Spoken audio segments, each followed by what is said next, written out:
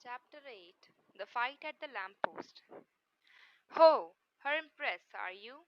We'll see about that," said a voice. Then another voice said, "Three cheers for the Empress of Colony H," and quite a number joined in. A flush of color came into the witch's face, and she bowed ever so slightly. But the cheers died away into roars of laughter, and she saw that they had only been making fun of her. A change came over her expression, and she changed the knife to her left hand. Then, without warning, she did a thing that was dreadful to see. Lightly, easily, as if it were the most ordinary thing in the world, she stretched up her right arm and wrenched off one of the crossbars of the lamp post. If she had lost some magical powers in our world, she had not lost her strength. She could break an iron bar as if it were a stick of barley sugar. She tossed her new weapon up in the air, caught it again, brandished it, and urged the horse forward. "Now's my chance," thought Diggory. He darted between the horse and the railings and began going forward. If only the brute would stay still for a moment, he might catch the witch's heel. As he rushed, he heard a sickening crash and a thud.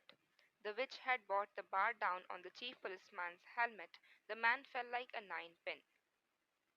"Quick, Diggory, this must be stopped," said a voice beside him. It was Polly, who had rushed down the moment she was allowed out of bed. "You are a brick," said Diggory. "Hold on to me tight. You'd have to manage the ring. Yellow, remember? And don't put it on till I shout." There was a second crash, and another policeman crumpled up. There came an angry roar from the crowd. "Pull her down! Get a few paving stones! Call out the military!" But most of them were getting as far away as they could. The cabby, however, obviously the bravest as well as the kindest person present, was keeping close to the horse, dodging this way and that to avoid the bar, but still trying to catch Strawberry's head. The crowd booed and bellowed again. A stone whistled over Diggory's head, then came the voice of the witch, clear like a great bell, and sounding as if, for once, she were almost happy. "Scum, you shall pay dearly for this when I have conquered your world. Not one stone of your city will be left. I will make it as charmed, as Felinda, as Sorlois, and as Bramandin." Diggory at last caught her ankle. She kicked back with her heel and hit him in the mouth. In his pain he lost hold, his lip was cut, and his mouth full of blood. From somewhere very close by came the voice of Uncle Andrew in a sort of trembling scream. "Madam, my dear young lady, for heaven's sake, compose yourself." Diggory made a second grab at her heel and was again shaken off. More men were knocked down by the iron bar. He made a third grab, caught the heel, held on tight like grim death, shouting to Polly, "Go!" and then, oh, thank goodness! The angry, frightened faces had vanished, the angry, frightened voices were silenced, all except Uncle Andrew's. Close beside Diggory in the darkness, it was wailing on, "Oh, oh, is this delirium? Is it the end? I can't bear it. It's not fair. I never meant to be a magician. It's all a misunderstanding. It's all my godmother's fault. I must protest against this. In my state of health, too, a very old Dorsetshire family." "Bother," thought Diggory. "We didn't want to bring him along. My hat, what a picnic. Are you there, Polly?" "Yes, I'm here. Don't keep on shoving."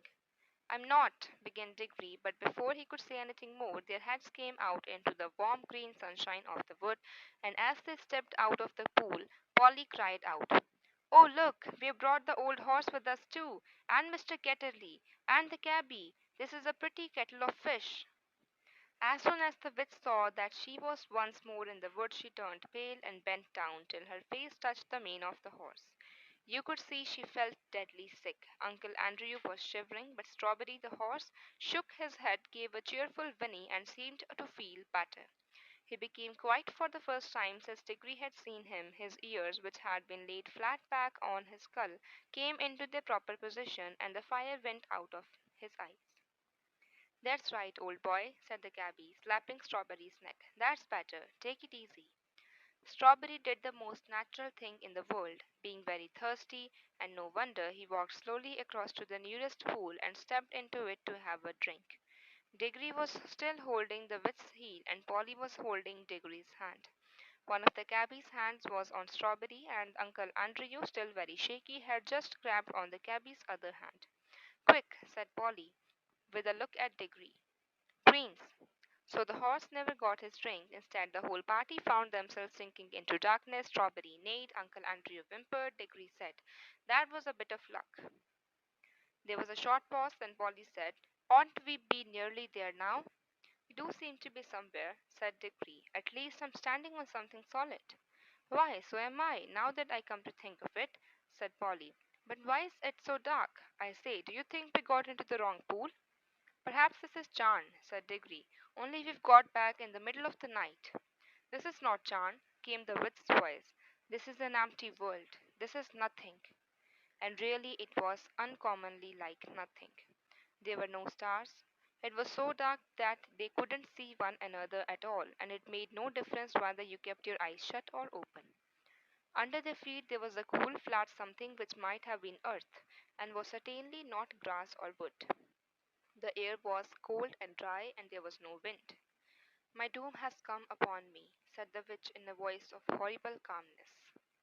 "Oh, don't say that," babbled Uncle Andrew. "My dear young lady, pray don't say such things. It can't be as bad as that. Ah, cabman, my good man, you don't happen to have a flask about you? A drop of spirits is just what I need." Now then," came the cabby's voice, a good, firm, hearty voice. "Keep cool, everyone, that's what I say. No bones broken, anyone? Good. Well, there's something to be thankful for straight away, and more than anyone could expect after falling all the way. Now, if we've fallen down some diggings, as it might be for a new station on the underground, someone will come and get us out presently, see?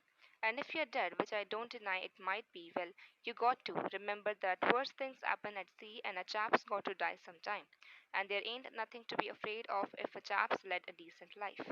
And if you ask me, I think the best thing we could do to pass the time would be sing a hymn." And he did. He struck up at once a harvest thanksgiving hymn, all about crops being safely gathered in. It was not very suitable to a place which felt as if nothing had ever grown there since the beginning of time. But it was the one he could remember best. He had a fine voice, and the children joined in. It was very cheering. Uncle Andrew and the witch did not join in. Towards the end of the hymn, Diggory felt someone plucking at his elbow, and from a general smell of brandy and cigars and good clothes, he decided that it must be Uncle Andrew. Uncle Andrew was cautiously pulling him away from the others. When they had gone a little distance, the old man put his mouth so close to Diggory's ear that it tickled, and whispered, "Now, my boy, slip on your ring. Let's be off." But the witch had very good ears. "Fool!" came her voice, and she leaped off the horse. "Have you forgotten that I can hear men's thoughts? Let go the boy. If you attempt treachery, I will take such vengeance upon you as never was heard of in all worlds from the beginning." "And," added Digby, "if you think I'm such a mean pig as to go off and leave Polly, and the cabby, and the horse in a place like this, you're well mistaken." "You are a very naughty and impertinent little boy," said Uncle Andrew. "Hush!" said the cabby. They all listened. In the darkness something was happening at last. A voice had begun to sing. It was very far away, and Diggory found it hard to decide from what direction it was coming. Sometimes it seemed to come from all directions at once. Sometimes he almost thought it was coming out of the earth beneath them. Its lower notes were deep enough to be the voice of the earth herself.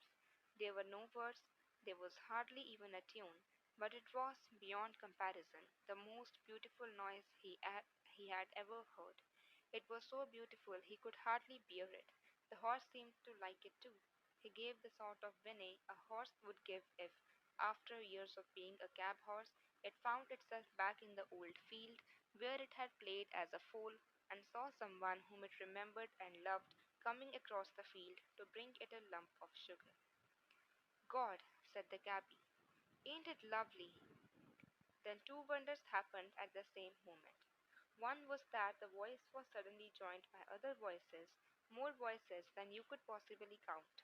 They were in harmony with it, but far higher up the scale, cold, tingling, silvery voices. The second wonder was that the blackness overhead, all at once, was blazing with stars. They didn't come out gently one by one, as they do on a summer evening. One moment there had been nothing but darkness.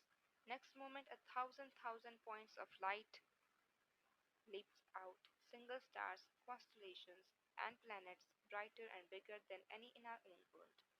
There were no clouds. The new stars and the new voices began at exactly the same time. If you had seen and heard it as Dickory did, you would have felt quite certain that it was the stars themselves which were singing, and that it was the first voice, the deep one, which had made them appear and made them sing.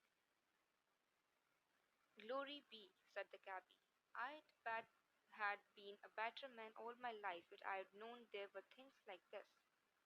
The voice on the earth was now louder and more triumphant, but the voices in the sky, after singing loudly with it for a time, began to again get fainter.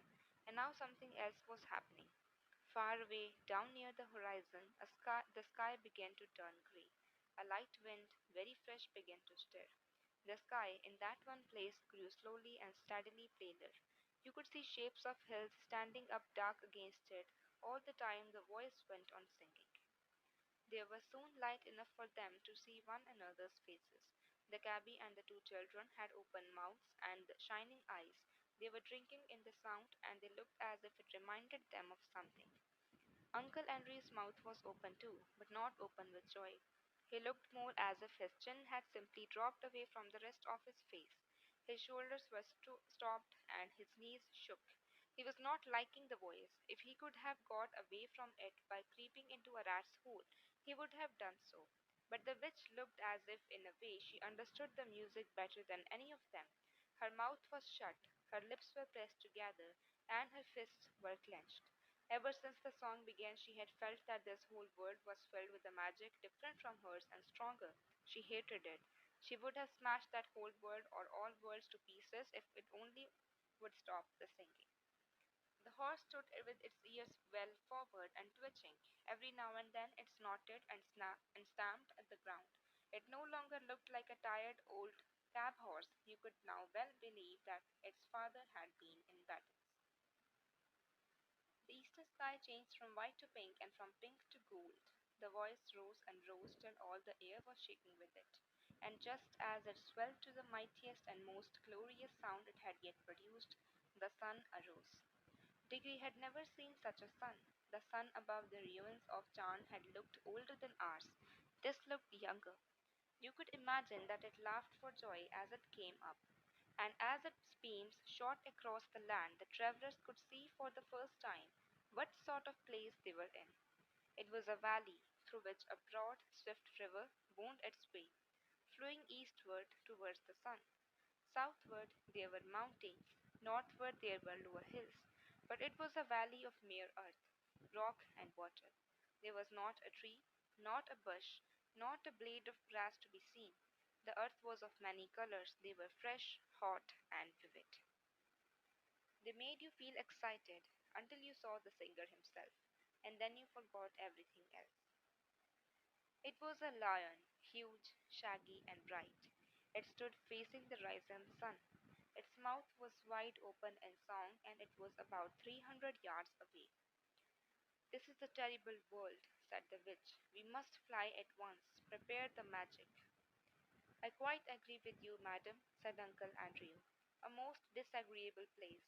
Completely uncivilized. If only I were a younger man and had a gun. Gam, said the cabby. You don't think you could shoot him, do you? And who would? Said Polly. Prepare the magic, old fool, said Jadis. Certainly, madam, said Uncle Andrew cunningly. I must have both the children touching me. Put on your homeward ring at once, Diggory. He wanted to get away without the witch. Oh, it's rings, is it? Cried Jadis. She would have had her hands in Diggory's pocket before you could say knife, but Diggory grabbed Polly and shouted out. Take care. If either of you come half an inch nearer, we two will vanish and you will be left here for good. Yes, I have a ring in my pocket that will take Polly and me home. And look, my hand is just ready. So keep your distance. I'm sorry about you. He looked at the cabby and about the horse. But I can't help that. As for you two, he looked at Uncle Andrew and Queen. You are both magicians, so you ought to enjoy living together. Hold your noise, everyone, said the cabby. I want to listen to the music, for the song had now changed.